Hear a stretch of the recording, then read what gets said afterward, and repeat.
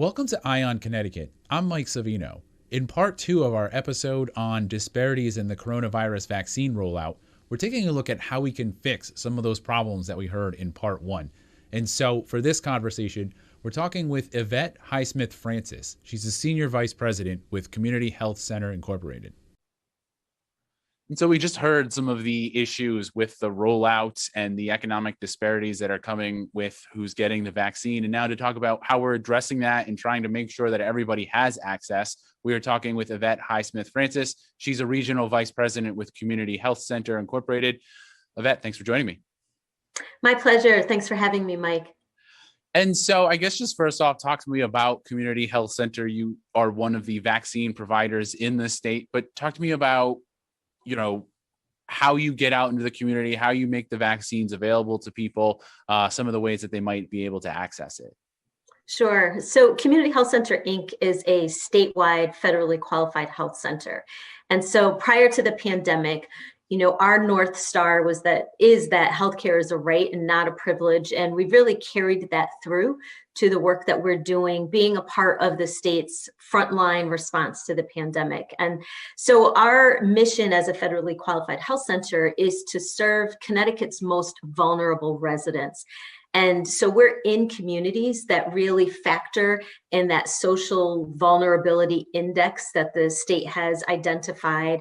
And we have been, since 1972, a trusted partner in those communities.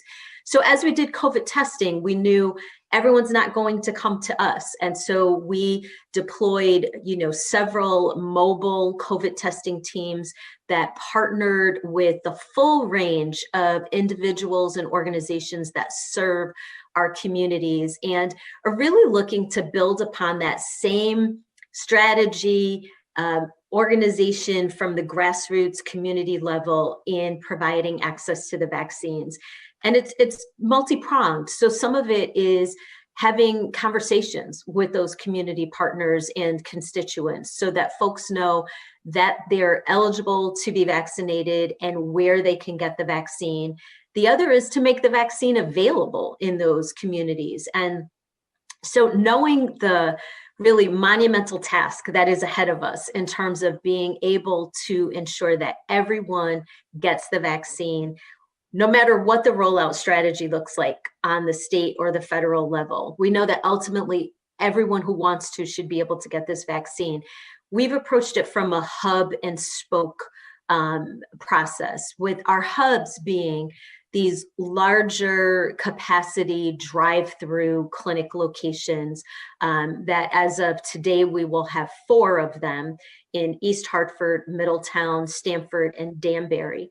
And then also using our primary care centers as vaccine locations, and then also deploying these mobile strike teams that can get out to those vulnerable communities that can't get to either of the aforementioned, can't get to a drive-through, can't get to our primary care clinic. So we bring it to them.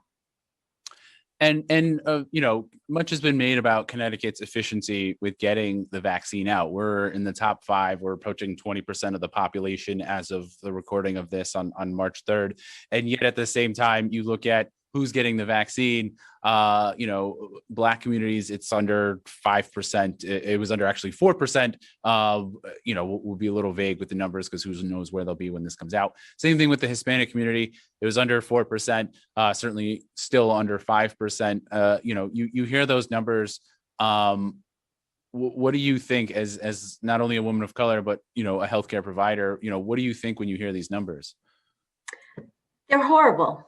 And, it just really says a lot about the disparities that are evident across our state. And, these disparities didn't come about with COVID.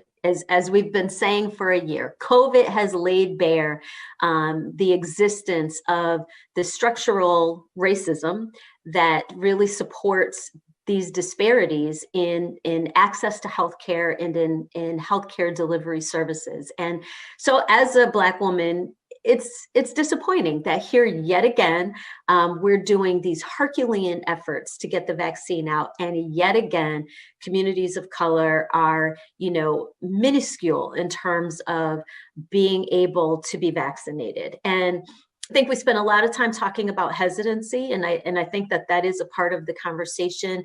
However, what I'm hearing now is it's really not about hesitancy anymore. It's about access, and it's about awareness of access. Certainly, it's not that the vaccine isn't available, but it is about, do people know where it's available, and how easy or how difficult is it to get an appointment to be vaccinated? And, I think that we have to really ensure that all of the partners across the state who have access to the vaccine are really having that as a requirement. And I support what the governor has issued and Commissioner Gifford in terms of really tasking vaccinators with ensuring that a portion of their vaccine is going to communities of color and vulnerable communities across the state. It has to be identified as a priority area in order to ensure that that happens. As a federally qualified health center, we've become eligible for a direct allocation from HRSA, the Health Resources Services Administration, and they're holding us accountable, and they're saying you need to be addressing agriculture workers, individuals with limited English proficiency, individuals who are homeless. And so again, when you are required to ensure that you are reaching those communities, it's more likely to happen. I do think that there are lots of efforts going on across the state. We're seeing it that, the hospital systems, as well as organizations like ours, the local health districts who really have the pulse on their communities are all now doing it. But here we are, 3 months into administering the vaccine, and guess where our effort is going now? So do I feel like it's a little late? Yeah. However, I'm happy that, we are now in this position where all vaccinators are being held accountable in terms of the demographics that they're serving. And I want to, you brought up the fact that obviously if you bring it to people, they'll take it. I mean, on the one hand, you can say no, duh, but you're talking about communities that have had terrible experiences accessing healthcare even before the vaccine. So, you talked on what you're hearing from people as much as we talk about vaccine hesitancy, and these numbers certainly reflect a bit of that. You're hearing from a lot of people, you saying that it's access, and also, elaborate on that. Are you hearing that, not only are they having trouble getting access, but does that sort of become a self-defeating thing that I'm not able to get to the vaccine sites the way somebody else is, so why bother? I mean, is that a factor here?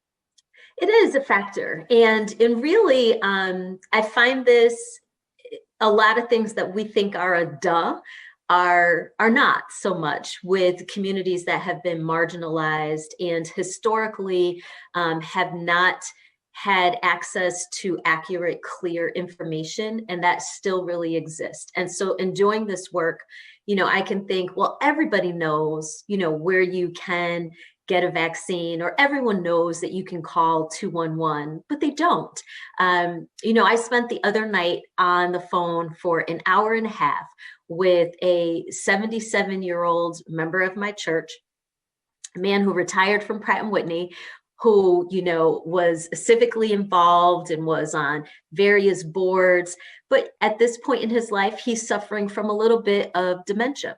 And he really struggled with going online to register on VAMS and to book an appointment. Now, he's a Black man. He wanted to get the vaccine. But Mike, I spent an hour and a half on the phone with him, helping him navigate registering himself in VAMS. And that's a pretty, over the span of his life, a very savvy, educated individual, but he has some health conditions that are impairing him right now. And so for me, that's an example of, if there's one of those, there's 25 more, right, who are really struggling. I think that if he hadn't reached out to me to help him, he probably still wouldn't be vaccinated to this day. And we might make the error or the assumption of categorizing him as someone who was hesitant, whereas it was really about being supported in accessing the, appointment scheduling. Some folks are comfortable calling 211, but there are lots of people for whom 211 just has not been a resource for them, and they don't think that it's, they don't get it. And so while for me it's a pick up the phone and call 211 and they're going to help you, for a lot of folks they just do not realize that that really is a viable resource for them, and that's where the conversations come into play. And so we are committed to engaging people even prior to scheduling a mobile clinic, just to talk to people. If churches are doing Bible study or prayer services online, to have someone from our organization just join, take 15 minutes, do a quick frequently asked questions, a Q&A, and really being able to respond to people's direct questions and concerns, because that can be often that last step to getting over that hurdle to either making a decision to be vaccinated or making the decision to schedule the appointment. You also, I mean, that's access to information. You also have people who just can't access the clinics themselves. I mean, you have that mass drive-through clinic in East Hartford, but if you live in Hartford, maybe you don't have the transportation, and public transportation getting from downtown Hartford to Rensselaer Field is not easy. Or maybe you have a car, but you can't find the time because you're working multiple jobs. What are some of you talked about this hub and spoke approach. What are some of the ways that we're trying to get in and actually address that so that people can access the vaccine where they are and continue to go about their day? Yeah. And so our primary care clinics, where we're hosting the vaccine 6 days a week as well, are options there. And we're really located in 18 locations across the state, in the heart of those communities' most vulnerable neighborhoods. And so walkable in terms of access, all on public bus lines in terms of access, to really take transportation hopefully out of the equation in those scenarios, and also local, because healthcare is local. So being able to access the vaccine should be local as well. You shouldn't have to, traverse a highway to get to the vaccine. You should be able to get it in your neighborhood or community. And in addition to our organization, all of the other federally qualified health centers across the state are taking that same approach. And then the other is, again, deploying these mobile strike teams that can go out and really serve those most vulnerable. Last Saturday in Stamford, we had a very large clinic at a church, a place of worship there, vaccinated over 300 people. Today, I have a team at a homeless shelter in New Britain, vaccinating 100 people. We've partnered with public housing to be able to serve the elderly congregate locations, because we know that those folks may be a little less mobile. And again, like the individual that I spent the time with to help him navigate VAMS, being able to go to senior housing and to vaccinate individuals right there is incredibly helpful. And, in addition to what we're doing, the local health districts are also deploying these very nimble mobile teams. I talked with a local health leader today, and they have a plan once they get Johnson & Johnson to even go to homes of individuals who are homebound and to be able to vaccinate them. And so I think we're in a good place. In terms of really being able to deploy various strategies. We're catching up, right? We're behind the 8 ball in the state in terms of really getting these vulnerable communities vaccinated. But I am optimistic that we have some good strategies in play and that we'll get there. We also just recently switched to an age-based rollout, and also just earlier this week, we got up to the 55 to 64 age group. Later this month, it'll get down to 45 and older becomes eligible. Does that help, hurt, make a difference at all? I mean, one of the concerns was, when we were going too much based on jobs. I mean, teachers are also part of this group, but teachers, you don't have full. There is some diversity among teachers, but they're not fully representative of the population. Right. Some of the other jobs that were in there, police and paramedics, same problem. So does switching to an age-based rollout help create more access for people of color? I think that it does. And so I would say 2 things about the job role eligibility. I think an important one is the early child care providers and early childhood educators. They're also included in that bucket of educators. And I think that is great. Because there is some diversity amongst that workforce, and individuals who have home-based childcare locations are also eligible. And we know that there is some diversity in that realm as well. And yes, as we continue to roll out sort of these bands of decades of eligibility, it will help ensure that we're more equitable in the distribution of the vaccine. I know that, the concern around individuals who have chronic illness and chronic conditions and being able to access the vaccine more readily. Hopefully with this age-based approach that we'll be able to capture both individuals who have multiple chronic illness and are in those age categories. And, when we look at our demographics as a federally qualified health center, we serve a large group of individuals who are in that 45 to 55 range with multiple chronic illnesses. And so we're doing a very targeted approach, communicating out to our patients in advance so that they are aware that they will soon be eligible to be vaccinated. We have also internally put the vaccine in our electronic health record for those who are eligible. So we do something called a planned care dashboard, so that all preventative health care is kind of tracked on a dashboard for those individuals. And so whenever we have contact with them, if they're calling to make an appointment, we're going to say, we see that you're eligible to receive the COVID vaccine. Can we schedule you for an appointment for that? And so really being proactive and implementing that as a part of our comprehensive primary care is also another strategy for being able to reach those vulnerable populations. And you mentioned the Johnson & Johnson vaccine being used for people who are homebound, and obviously that vaccine provides a benefit because it's a single shot as opposed to the 2 doses Right. for the Moderna and the Pfizer. Does that also help here? I mean, whether it's going to homebound, going to some of these people you were talking about where you have to be more proactive in scheduling the preventative maintenance, even the mobile clinics, going into communities that are hard to reach or going into homeless shelters. I mean, having one vaccine and then not having to track these people down again, does that also help? Absolutely, Mike. Really, I think one of the things that we grapple with when we deploy these mobile teams, particularly with transient populations, the homeless or those who are, unstably housed, is that second dose. Is we can schedule it, but how are we going to ensure that they're going to show up for it? How are we going to find them?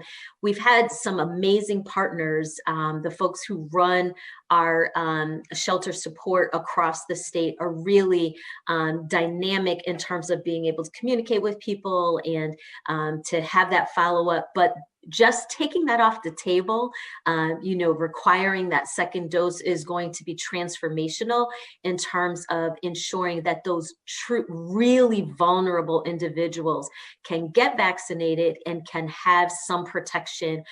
Because again, those are the folks who are most likely at the highest level of risk of being severely ill from COVID-19 or hospitalized or even having it result in death. And so having some protection against that is so important. So very excited that has been authorized for emergency use authorization and will be available in the state. Absolutely. And hopefully the combination of some of these strategies, this age-based rollout, which is supposed to hopefully make things move faster, these will help us sort of reverse the trend and catch up on vaccinating some of these communities of color. Yvette, thanks for joining me. My pleasure. Thanks for having me. And thank you for keeping this conversation on the forefront, Mike. Thanks.